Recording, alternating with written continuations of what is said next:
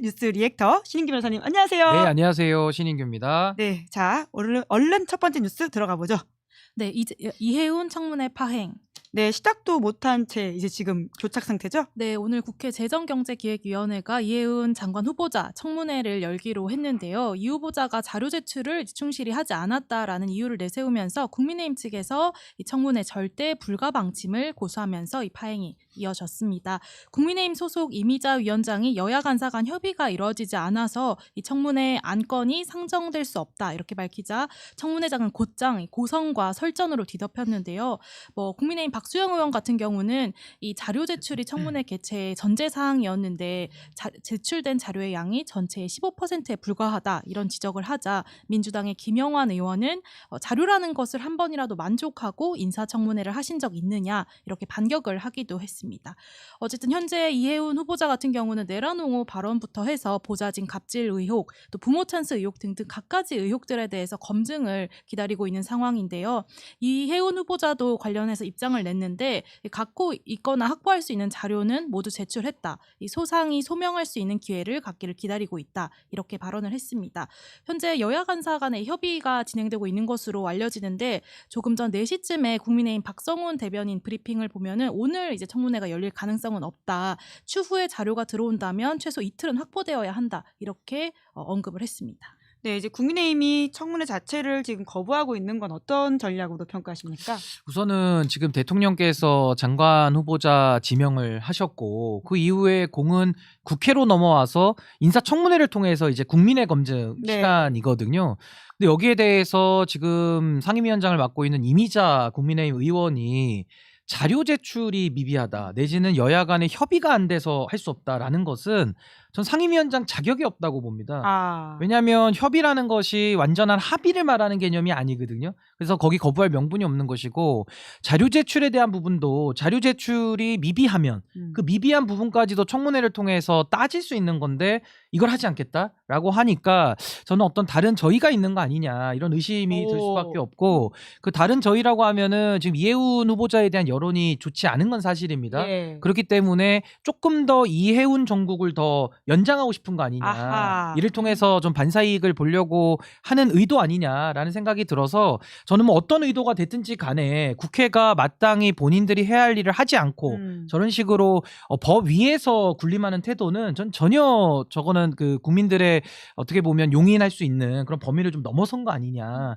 그런 생각이 듭니다. 네, 두 번째 아이템 빠르게 가보죠. 네, 윤석열 체포방해 5년 침묵하는 국민의힘. 네, 지난주 금요일 법원에서 1심 선고 나왔습니다. 네, 내란과 관련해서 윤석열 씨에 대한 첫 법원의 선고였다라는 점에서 1심 선고를 두고 관심이 쏠립니다. 우선 징역 10년을 요구한 특검의 구형량의 절반 5년이 나왔는데요.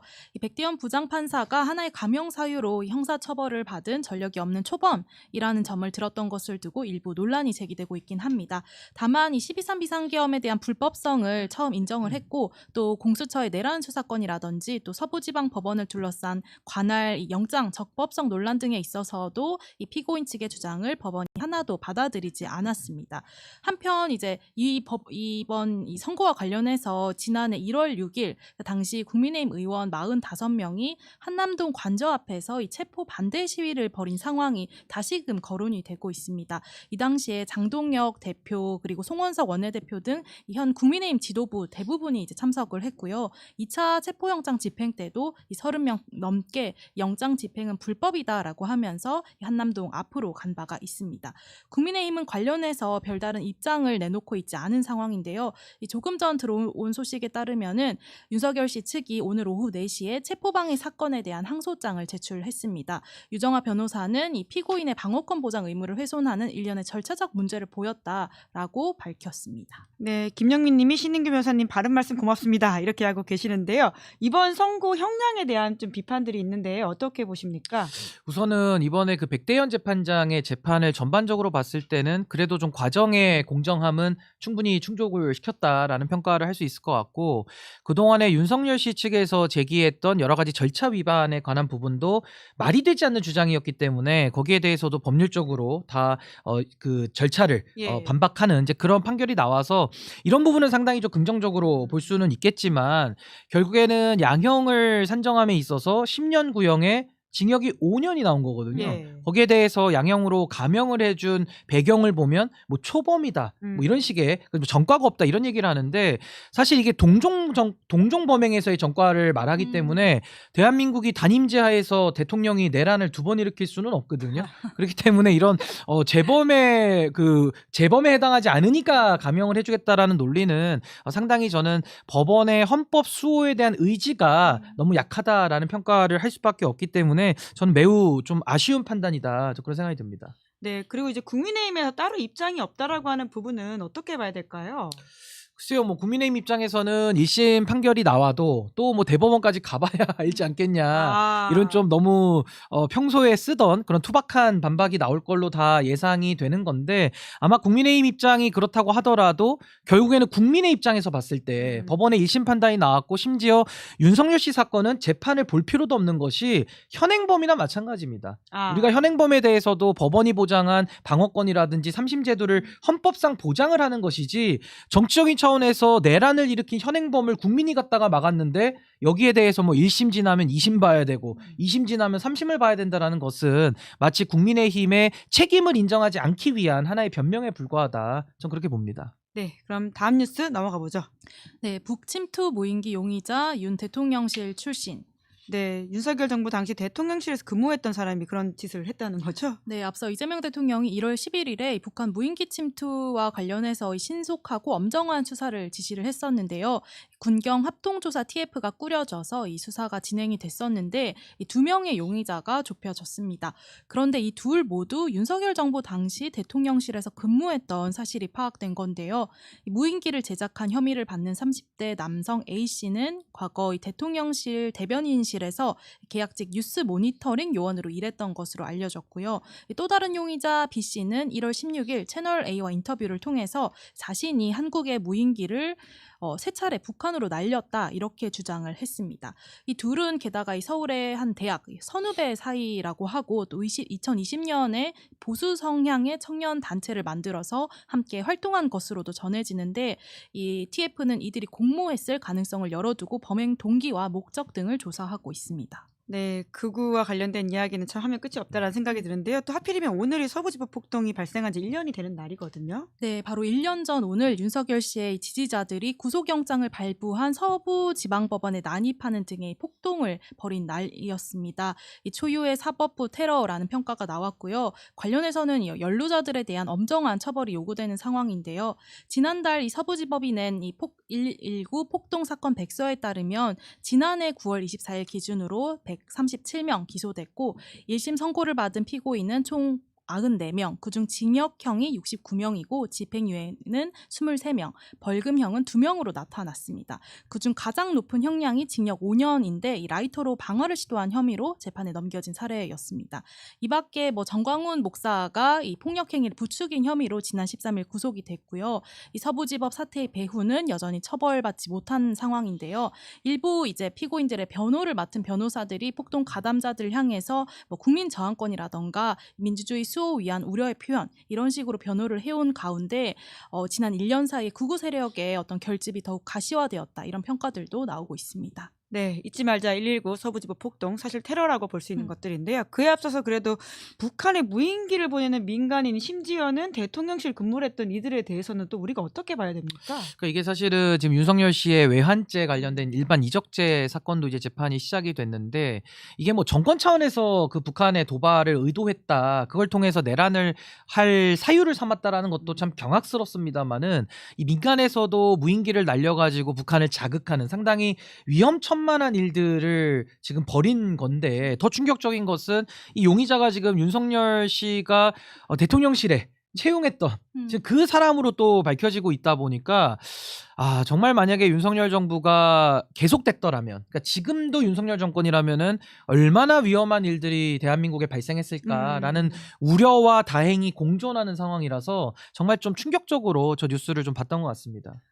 진짜 어쩌다가 이렇게까지 됐나라는 생각이 드는데요. 서부지법 폭동과 관련해서도 우리가 잊지 말자라고 제가 말씀을 드렸는데 신 변호사님도 한마디 부탁드립니다. 그러니까 지금 이 서부지법 폭동도 사실은 내란의 연장 중에서 음. 우리가 봐야 되는 것이고 결국에는 대한민국의 법원이라고 하는 공권력의 상징인 기관을 그것도 야밤에 집단으로 들어가서 뭐 방화도 시도하고 유리도 깨고 하면서 사실은 영장을 발부한 판사까지도 위해를 가하려고 했던 이건 정말 대한민국의 헌법에 대해서 정면 도전을 한 사안인데 뭐 지금 이게 유야무야 넘어갈 일이 아니지만 사실 법원에서 당시에 조희대 대법원장이 입장도 내지 않았고요. 지금도 뭐 어느 정도 형사처벌에 갈래는 타지고 있습니다만은 결국 이 사안에 대해서는 이게 가볍게 넘어갈 수 있는 사안이냐 이런 비판들도 있기 때문에 테러를 당한 법원 자체가 스스로 정신을 차리지 못하고 이 사안을 너무 가볍게 여긴다면은 전 앞으로 이런 정말 말도 안 되는 일들이 더 반복될 우려가 있다. 전 법원이 엄단하는 태도를 전 반드시 보여야 된다고 봅니다. 네, 엄단하자라는 말씀을 드리면서 다음 뉴스 넘어가 보죠. 네, 김병기 민주당 자진 탈당. 네, 이제 와서이긴 합니다. 네, 오늘 이제 결국 민주당을 자진 탈당했습니다. 당이 이제 접수를 했다라고 밝혔는데요. 사실 오늘 이제 기자회견 소식이 좀 갑작스럽게 알려졌습니다. 당초 윤리심판원의 제명 결정에 불복해서 재심을 청구하겠다 이렇게 밝혔는데 일주일 만에 입장을 바꾼 겁니다.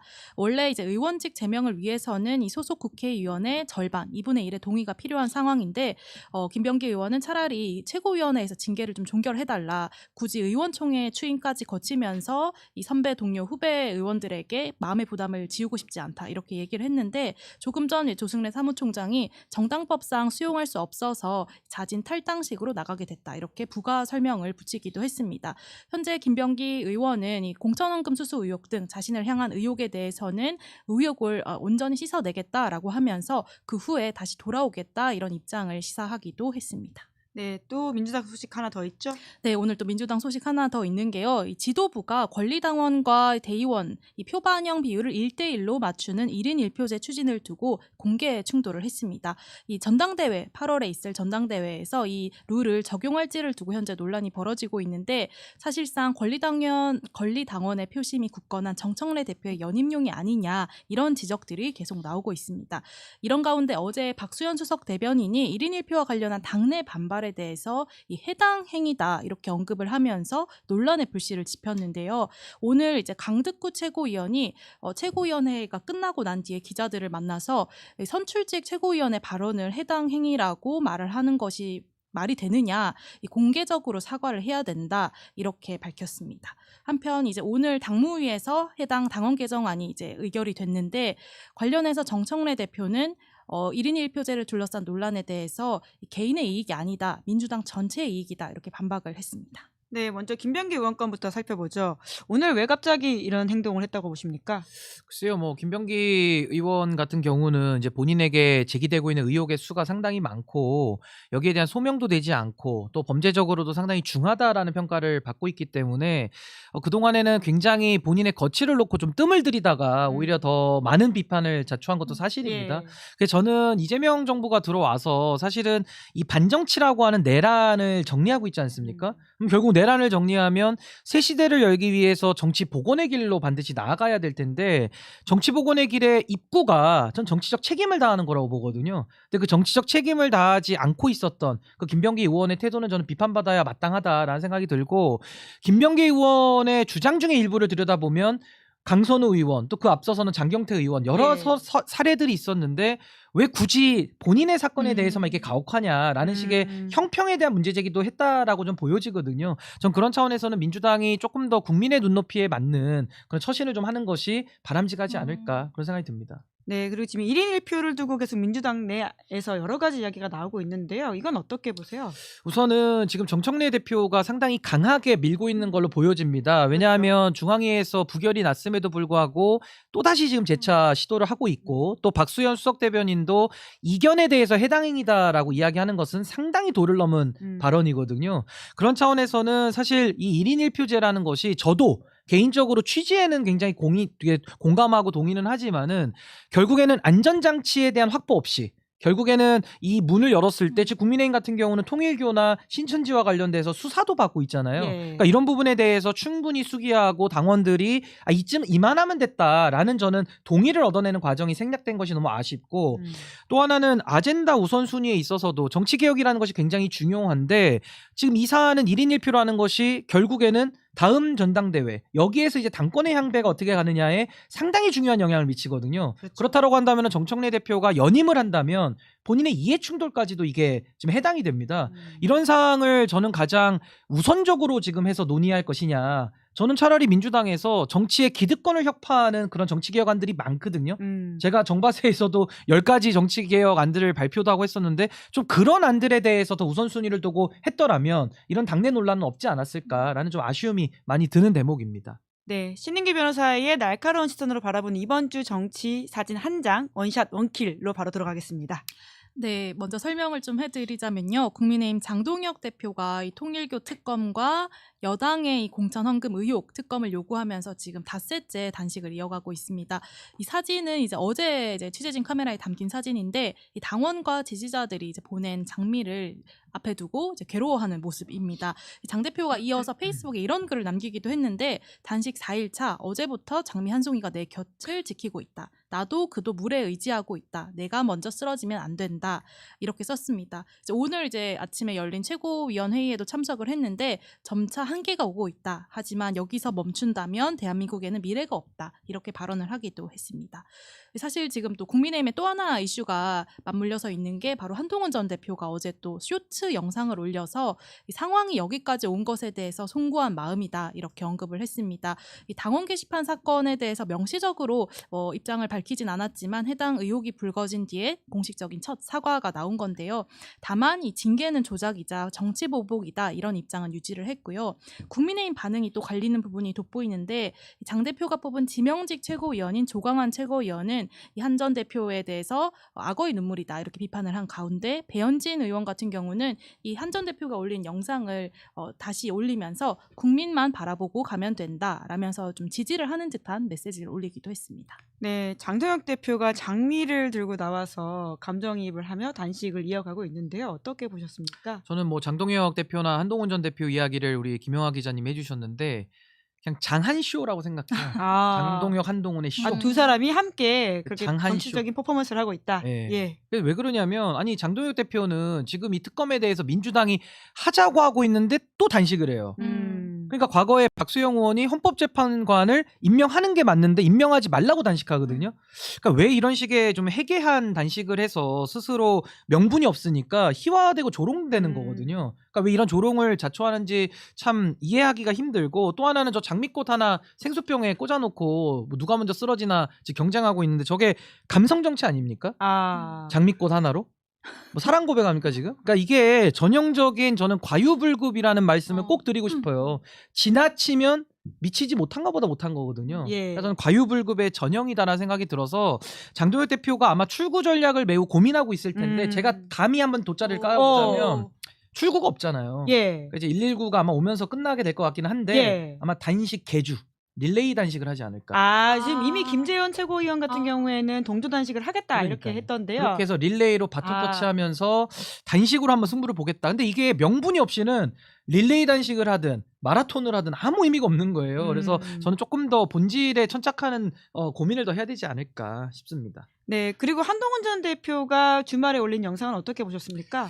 그 한동훈 전 대표는 지금 굉장히 정치적 공간이 없고 본인이 좀 난처한 상황인 건 알겠는데 저게 지금 언론에서는 사과라고 표현을 해주고는 있습니다만은 자세히 뜯어보면 잘못된 징계, 보복과 본인에 대한 정치 보복 어떻게 보면 조작된 당무감사를 통해서 본인이 피해를 받고 있다라고 하고 있어요. 예. 그럼 피해자가 왜 사과를 합니까? 가해자가 사과를 해야 되는 거거든요. 그래서 저는 이 정치적 수사에 불과한 한동훈 전 대표의 송구하다라는 걸 가지고 굳이 우리가 사과라고 더 격상시켜서 평가해 줄 필요도 없는 것이고 만보 양보해서 사과라고 하더라도 그게 무슨 의미가 있습니까? 그러니까 장동혁 대표와의 이런 정치적 관계가 파국으로 가가지고 이제 동지관계가 해체되면서 내부 권력 투쟁을 하는 거거든요. 네. 그러니까 여기에 대해서는 아마 장한쇼라고 제가 아까 설명을 했습니다마는 설사 누가 이긴다 한들 그 승자도 저는 패자로 기록될 수밖에 없는 정말 어떻게 보면 끝장 전쟁 아니냐라는 생각이 들어서 뭐 저는 국민의힘의 종말을 보고 있는 기분이다 이런 생각이 듭니다. 네, 아까 장한쇼라고 하셨는데 이 와중에 이준석 개혁신당 대표도 이게